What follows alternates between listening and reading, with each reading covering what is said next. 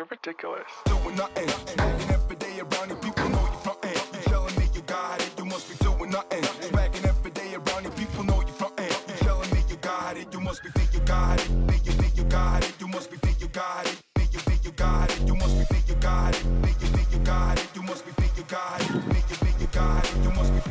Be all not to be. It reminds me of a story. Ridiculous.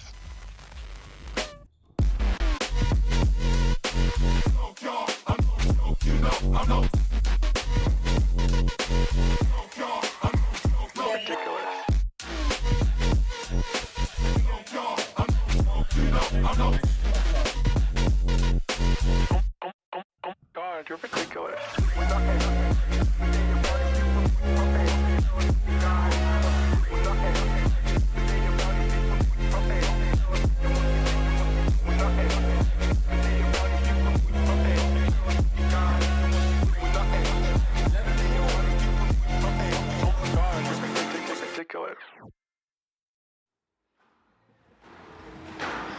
Well, I'm joined in the studio by Lisa Aitken and Joey Barrington. You were both in attendance last week. Lisa, a fantastic week of squash, some breakthrough performances. Some will maybe be looking to put that week behind them very quickly, but certainly not lacking in entertainment. Yeah, Vanessa, it was great to be back. It was a very short break. It did feel like that, but the players have come back. They're in good form. It was a tremendous week of squash, really, and it was just fantastic to be back and get the ball rolling for the season. And Joey, the first diamond event of the season, obviously a very different structure to most of the other tournaments on tour, with the 3 qualifying rounds, 48 strong main draw, and so many opportunities up for grabs, which some took full advantage of. Yeah, it's good to see that kind of coming in. It was like reminiscent of the British Opens and the World Opens, as they were called before, and it gives that opportunity for some of those lower ranked players that might not feature in the platinum events to kind of have a go at some of the top ranked players, and that's why you see, you know, the upsets that we saw in Cairo. Well, this week we started out with a very full draw on both sides. Unfortunately, the news came in over the last few days that 2 main contenders have withdrawn. Nour El Sherbini, the world #1, the top seed, has pulled out of this event and the US Open, and she cited personal reasons. So we don't really have any more information on that, but Lisa, very, very sad for both events, and she's going to lose a lot of points as well. Yeah, that's a big thing, especially in terms of ranking and sort of players like Hani El Hammami, Amina Orfi, Olivia Weaver looking to close the gap on the top players. It's a big opportunity. She's massive points coming off there. Firstly, I hope that she's okay. And yeah, you might have someone like Nour El Sherbini, who didn't perform at her best, kind of looking at this event now and thinking, one down, and this might be an opportunity for me to kind of go. It might kind of just excite her that little bit more. It might do, yeah. It might open up. I mean, it's so open kind of towards that top 8 and beyond as well, and the movement that's happening with El Hammami and Orfi. Weaver's back in this event, but just going back to Doha, you know, she has prided herself on such an unbelievably consistent performances. The pressure of holding that world #1 spot with an ever-evolving level of play that the women are producing, and I, like Lisa, obviously we hope that, you know, she can get back round and get into the final phase of this year, because the points will be considerable that she'll miss. So let's just hope that she will get back on the tour healthy and with it. Absolutely. Well, the other player that has withdrawn is the defending champion and the #2 in the world, Diego Elias. We're not sure yet how long he'll be out for. Could be a couple of months. He made it through to the final in Cairo last week, Lisa. It was a very eventful final, to say the least. But before we go into that, it was very, very sad to see him not at this event, and it's a favourite of his as well, the Qatar Classic. Yeah, he's won this event twice. It's definitely sad to see him go. I think, you know, he would be looking at this thinking that he's going to come back and get his revenge on Mustafa Sal. He likes these colder conditions. The style of play really suits this court. He obviously had a great week, reaching the final of the first diamond event, coming up short against Mustafa Sal. He won't have liked that at all. He's obviously got a bit of a knee injury there, and I just hope that that's not going to take him out the game for too long, because we need him. Yeah, I mean, he's got a fractured meniscus, so it's going to be a couple of months. So he is going to need that sorting. He's getting it done in Toronto, where he's based. So he's literally on the plane now, getting back to Toronto to get that sorted. So, yeah, I mean, it's going to be a good few months, and a massive hole is now appeared in the men's tour that's struggling in its own right, really. Well, let's have a look back at that final. Lisa, you've done an analysis of the match where Diego obviously picked up that injury. Let's have a closer look. Yeah, I mean, there was definitely some change of tactics here from Mustafa Asal. The straight work was a glaringly obvious change of pattern compared to previous meetings where he's played a lot more open, using angles and cross courts. At the British, Asal rarely attacked from the mid-forehand position. He hit 0% into the front and opted to cross court more deep more often than straight. In Cairo, he switched that though, and he played a lot more to the forehand. He played straight options here, which kept Elias having to cover more areas. And combined with his hold, he was then harder to predict for Elias. Most of Asal's winners were straight, actually. He hit 27 straight winners compared to 4 cross courts. And he also added a higher percentage into the front 2 corners, which made him far more unpredictable. Another obvious difference was that Asal never left the ball mid-court on the forehand area. So Elias actually hit 0 winners from there compared to 30% at the British. So that forehand side for me was a big thing in this match. We know that Diego likes to hit a lot into the front, and the variation that he has with his shot selection is the best in the world. Unfortunately for him, Asal in Cairo hit 0 errors out of the front corners and was able to use his firepower to reverse the pressure on Diego. The third game actually became really unstructured. This kind of reminded me of a bit back to the British Open, where Asal was cross-courting a lot more, and it just gave Diego opportunities to take advantage, and he actually got 7 strokes. He gave away 7 strokes in this game from cross-courting and just being too open. So Diego didn't actually have to do too much to win that third game. But then it went back to, you know, a lot straighter. And I think Asal needs to take that moving forward. He needs to see how many winners he hits straight. The one thing for me, though, Vanessa, is when he hits straight and it lands mid-court, it's a big issue. He gives away a lot of strokes in this area here, so he needs to look at that and think, okay, straight, it's either going to be straight drop or straight deep. Whenever he leaves that ball mid-court, it's a real big area, and you could see that. Diego obviously was frustrated in this match here. He was having to do a lot of unnecessary movements around Asal. The more I watch that back, there's a lot of back legs. Diego was just having to do a lot more work, and obviously he's picked up an injury now, so that's not great. Well, you could see a few examples of Diego sort of hitting the deck there. Well, he's put out a pretty strongly worded statement on social media earlier this morning, saying that he incurred a knee injury during that final and implying that it was down to excessive contact during the match. A very clear message, Joey, from Elias, that he isn't happy with how that match was played. Felt like that, you know, that's the reason that he is now injured, potentially for a few months. Yeah, I mean, the referee went in and you're talking about the strokes, the conduct strokes, and penalised Asal for the kind of blocking movements. So, I mean, Asal was massively pinged there.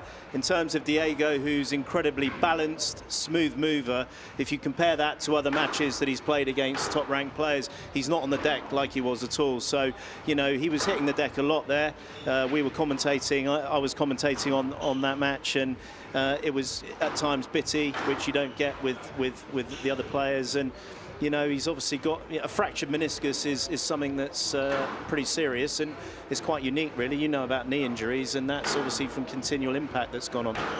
And what happens, though, because there was probably a good game and a half that was pretty much without incident. It was good, it was free-flowing, it was a lot longer, the rallies were longer as well, they seemed to be moving around each other very well. What happens halfway through that second game? Yeah, I mean, just going back to that, there was 7 minutes and the score was only 1-1, so the ball was hot, it was bouncy, the players were kind of jostling around for position, playing at a slower tempo, and then it kind of unraveled from there. I mean, there was 34 decisions, 15 of those were strokes against Mustafa Asal, and this was the incident here, obviously, where he's initially gone down. He's had to move a little bit unnaturally around Mustafa Asal, and then that just kept happening. He kept having to take an extra width around him, or Asal was moving into his line, or the back leg come out. And just to move back to Joey's point, you don't see Diego doing that. You don't see any of the other male players really on the floor that much, or having to do those extra movements or getting in tangles with the feet No, when they're no, not I mean, playing Mustafa. when you talk about the you know, there's other players that will milk situations with Mustafa. The other side of the coin is, of course, they know that the referees are looking for stuff and they'll go the other end. But for me, Diego, yes, he goes into whingy mode, but he likes to stay on his feet. It does not suit his game to be pooling around in sweat and wriggling around on the floor. You know, he wants to be smooth and stately and looking balanced around the court, and that's how he's able to promote his game against the other players. You know, we talk about the four corners, smooth play, accurate play. So breaking up the play and hitting the deck and trying to get him pinged doesn't necessarily suit Diego. I mean, the other side of the coin is, yes, then you get the conduct strokes and stuff that's happening against Mustafa. So, you know, other players will milk it, but there is a common denominator with the situation. You know, players are on the floor, there's stoppages in play, and you know, and that's happening you know, on a regular basis. Yeah, we're seeing a lot of that in a lot of the men's matches. I think the difference is with Mustafa Sal that we're seeing that in pretty much all of his matches, certainly the ones that are more tightly contested. Well, or even not tightly contested. You had him playing Sebastian Bonmele, who's about half his size. He's very, very lean, and the same situation was happening. He was on the floor quite a lot. Listen, it's probably a combination of a few different things. I don't think Mustafa Sal is the full blame. I think, obviously, what's happened now is you do have some players starting to look for those movements, but the bottom route is that it's Mustafa Sal's matches that this is happening, and it needs to be taken a little bit more seriously now, potentially, if players are having to go and have surgeries. No, I mean, when just going back to, again, with Mustafa, the breaking up of play in the original matches where they were getting very lengthy with Farag and starting to really get physical in terms of endurance, I always felt that he was breaking the play to get those rests, to get those extra bit of rest. And then when he whips off his shirt when he wins the Egyptian Open, that's the best shape I've ever seen him in. You know, he's got his abs through, he's looking lean, he looks in great physical shape. So again, it wouldn't really suit him now to be breaking up the play. But what he does do is he concentrates so well. You know, he's able to hold that focus because he's done it for such a long period of time. He can hold that focus, the other players can't. And if they're not up to the mark with him, then it's it's a clear-cut win for Mustafa, because obviously his artillery is second to none. We saw that with some of the clips with Diego. You know, when he plays his A game, he is very, very explosive and dynamic, and people can't deal with his pace and power. Yeah, well, we saw that in the first game. I mean, it was a lengthy first game. Physically, he held up well, and he won that game. So it doesn't seem to help him, the stoppages. It certainly doesn't help his mental state, because it's difficult for him to deal with all the controversy that surrounds him. So why is he doing it? It's surely not as simple as he's cheating. Well, this is what brings me to think that I'm not entirely sure he's fully aware that he's doing it. Granted, I think there are some things he does where he is fully aware. But for me, it's more habits that have been ingrained since he was a junior, since he was, you know, so young, when these types of things were getting put into his game, that when under pressure, when the rallies are going on, when maybe the scoreboard is getting that bit tighter, they come out. And I'm not entirely convinced. I go in and out with this, of whether I think that he's intentionally doing it or if it's just habits that have been ingrained for a very long time. So what's the solution? Well, I mean, he, you know, looking at that match, he again with Diego, like I said, he got pinged nearly a game's worth of strokes against him. You know, and that is unbelievable, and he still won the match as well. So going back to his concentration, he's able to hold that focus and still win a major final match, you know, in the Egyptian Open. It's filtering down in the men's game, so we're seeing it with other players, you know, handprints going down and then immediately stopping the rally. It just gets tiresome and boring. It's just, I'm worried about the men's game at the moment, and the fact that Diego's now not playing, defending champion, he's out of the mix, and it's lackluster. And you know, I don't know who's going to be able to really compete with Mustafa. Aitken, I feel. Paul Cole's got to bounce back from a really poor loss in Cairo, and you just got to look towards Joel Aitken. I mean, usually you'd look towards more players to be in the mix, and that's not the case. So with the withdrawal now of Elias in this event, if we just focus on this week for a moment, is it a shoe-in now for Mustafa Sal? Well, unless something bizarrely goes wrong here, I mean, I can't see. Joel Aitken is the one that could step up to the mark. Paul Cole, I need to watch him through the rounds to see what his level's going to be like and his confidence here. Well, we'll have to wait and see, but we've certainly got a good lineup for you today on this glass court. Let's have a little look. We've got the number 4 seed Amina Orfi taking on Kenzie Ayman in the opening match. That's followed by Yusuf Ibrahim and Nour El Sherbini, who bumped up to number 4 seed after the withdrawal of Elias. Hania El Hamami now at the top of the draw, number 2 seed, taking on Grace Gear. Mustafa Rasal, who we were just talking about, the number 1 seed, the world number 1, he's up against Ramit Tandon of India. We've got Joel Makin taking on Mohammad Zakaria. That's a repeat of their first round match in Cairo just last week. Sana Ibrahim, she's up against the number 1 seed in the women's event, Nour El Sherbini. We've got Malaysia's Ian Yao Ung, he's up against Paul Cole, the number 2 seed. Olivia Weaver back in action after injury, number 3 seed, taking on Farida Mohammed. And then in the last match, the 2 locals, the local hero, Abdullah Mohammed Al Tamimi, taking on his Qatari compatriot, Ali Al Darwish. Well, Johnny Williams has now joined us in the studio. Johnny, it's your first event of the new season, but I'm sure you've been glued to the Squash TV screen. Yeah, literally glued. My son's getting into squash as well, which is fantastic. He's got his favourites already, but there's been a few late nights in the last couple of weeks, but enjoying it very much. And I'm sure you saw the news come in of the 2 withdrawals, the Elias one we were just talking about in more length. What did you make of that news? One has to sort of cast their mind back to earlier this year where there was a knee complaint, and then it came out that he even said, yeah, that he'd been dealing with it. But he certainly felt that it was, you know, it was good again a lot earlier than some of us commentators, and that was well documented as well. But I do worry that if it is that knee and it continues to niggle, that it's something a little bit deeper than what we perhaps know about. And is it fair then for him to fully sort of put the blame on that match in the final, or was it a contributing factor perhaps? You know more than I do. I haven't read anything where he's come out and said that a particular incident caused that injury. I didn't certainly see anything during the match. I watched the match. I would not be attributing anything during the match to say that knee injury came about due to that. Well, that's what he said. That's what he said on social media. He's got a fractured, Johnny, he's got a fractured meniscus. Okay, fractured meniscus, that's a big call. Maybe I need to watch it back again, but you know, if there is something that came out of that, and I don't want to discredit anything he's saying, the incident may, you know, an innocuous sort of knock can also cause these types of things. We know that, so I don't want to downplay it in any way, but yeah, I didn't see anything during the match that could have caused that. Well, moving on to the women's final, no controversy there. Hania El Hamami obviously had a fantastic week. You've had a good look at that final, in particular, Johnny, against Amina Orfi. Take us through that one. Yeah, fantastic performance from Hania El Hamami all the way through the event. She just had a little hiccup on the way against Salma Hani, but here in the first game already, she set the tones and she was really holding and breaking the movement patterns. And let's have a listen to what Joey had to say here. Been played 2 in a row, and then the movement coverage. Look at the movement there. I'd love to, you know, that rally's fascinating for me, because when you're playing someone that can move like El Hamami, throwing that boast in multiple occasions, it becomes such a weapon because you can cover whatever's coming back. And watch this there. So this is the second boast that comes in, but just watch the movement. It's quick. It doesn't quite show it across there, but she goes in. So just picking up from there, Joey's already mentioned at 3-1 in the first game there, Vanessa, that the movement patterns of Orfi were going to get broken, and Hamami came into this match with a really good plan, and we're seeing that boast just being thrown in.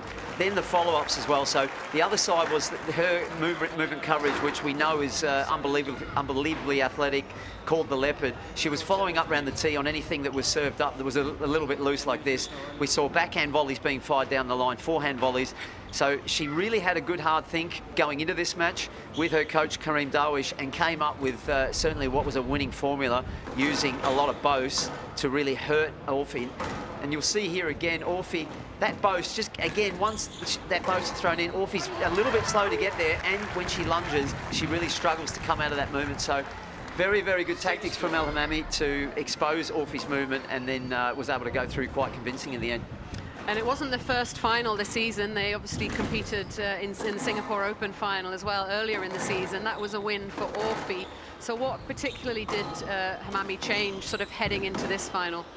Yeah, I mean, in that match, it was a completely different patterns of play went on. We did not see Hania El Hamami use the boast in Singapore like she did in Egypt.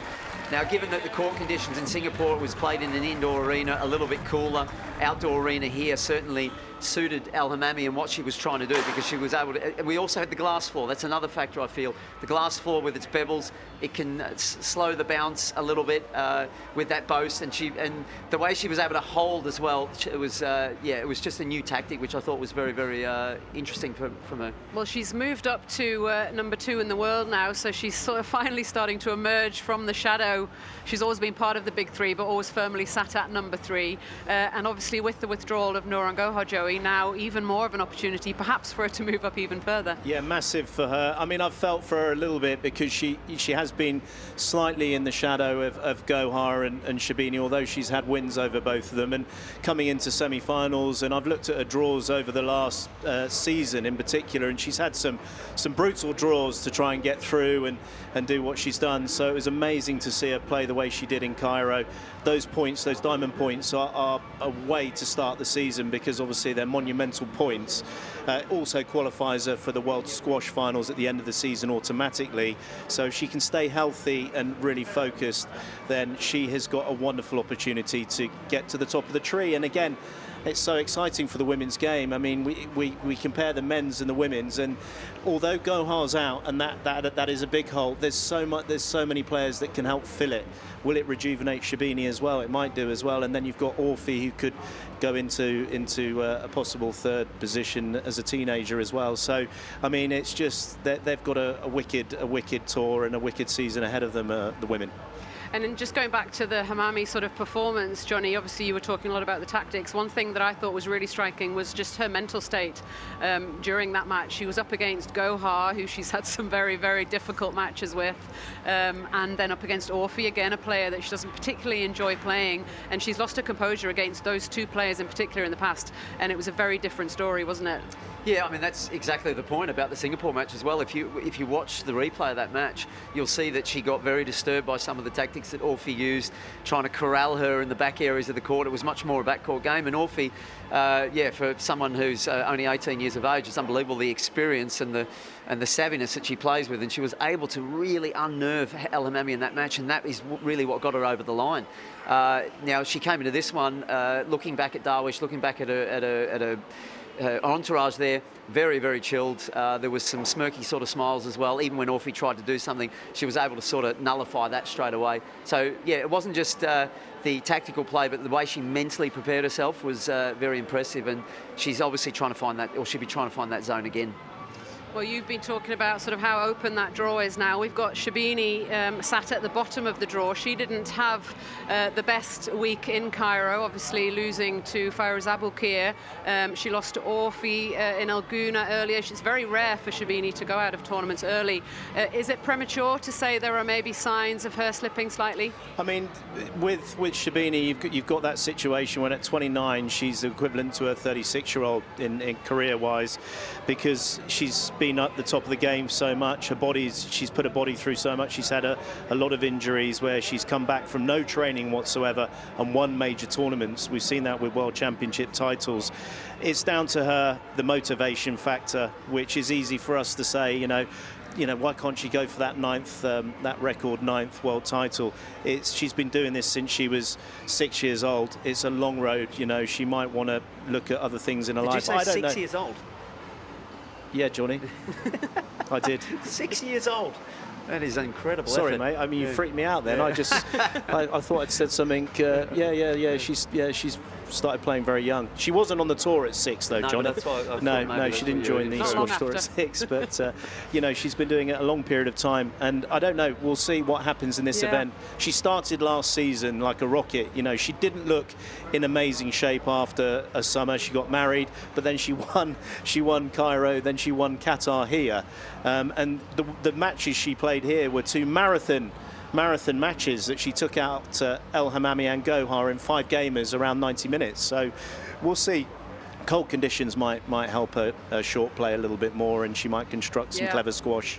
Yeah, I mean, it seems crazy to be talking about whether she's slipping. She's only 29. She's the current world champion, but it did seem like maybe she was having to dig that bit deeper to get those wins last season than maybe she did previously. Yeah, I mean, all the way back to one of my first events, I remember El Gouna 2018, you know, this guy next to me was always sort of saying that the area that you want to expose her is in the front right. out on the front, out on that right leg.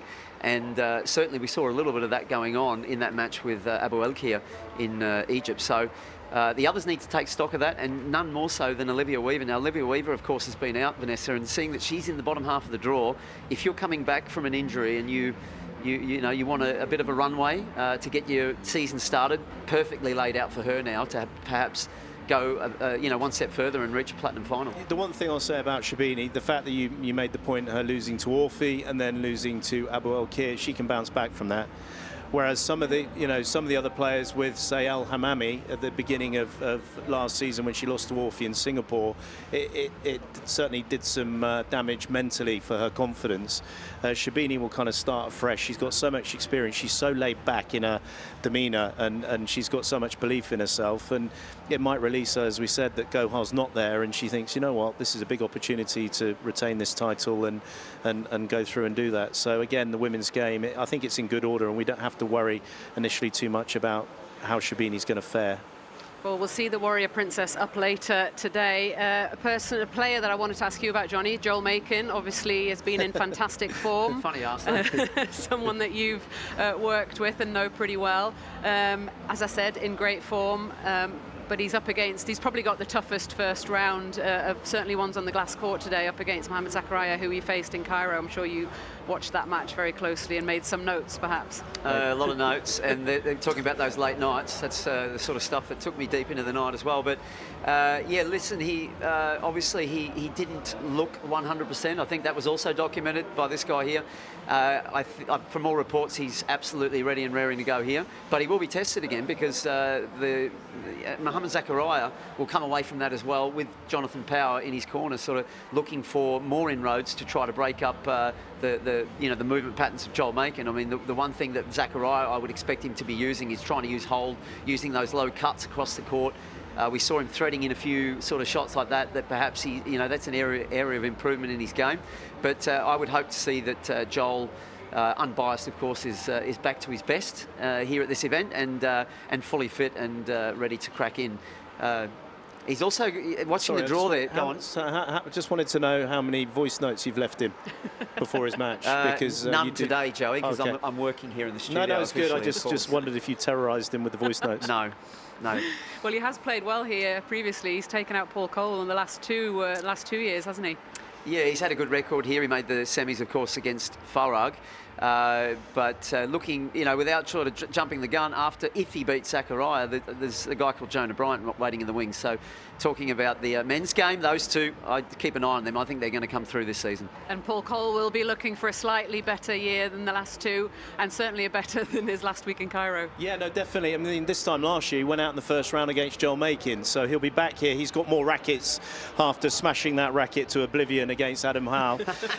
So he's got more rackets with him, and I think Paul will bounce back. He showed good form at the London Classic, and he'll bounce back here, and he needs to bounce back as well.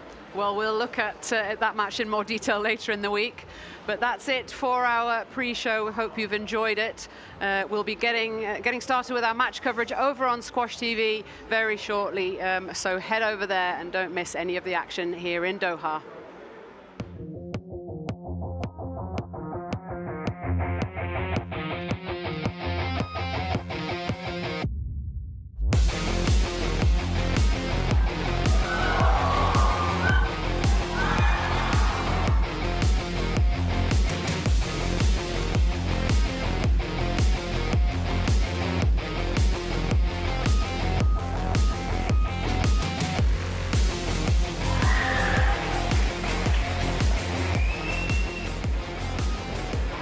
Hello and welcome. It's a pleasure to be back in the Middle East. We are in the vibrant city of Doha on the Arabian Peninsula for the Qatar Classic. And it is day one here in the first platinum event